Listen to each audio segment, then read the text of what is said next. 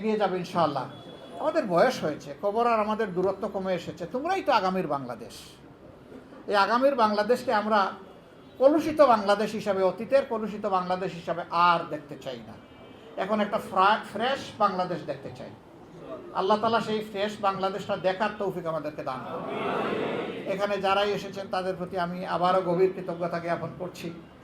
ইসলামী দলের অনেক নেতৃবৃন্দ তারা একটা প্রত্যাশা ব্যক্ত করেছেন, অন্যান্য ধর্মাবলম্বী নেতৃবৃন্দ যারা এসেছেন তারা একটা সামগ্রিক প্রত্যাশা ব্যক্ত করেছেন। আমরা সকলের প্রত্যাশার মধ্যে কোনো তফাৎ দেখি না, সবগুলা এক স্রোতে এক পথে চলছে।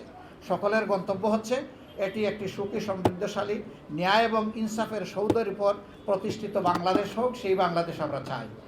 আমরা সেই বাংলাদেশের জন্য ঐক্যবদ্ধ হয়ে কাজ করবো ইনশাআল্লাহ। আর এখানে মানে আসন কে কোনটা ইলেকশন করবে না করবে, মাফ করবেন, এটার এখন সময় নয়। এখন জাতিকে পাহারা দেওয়ার সময়।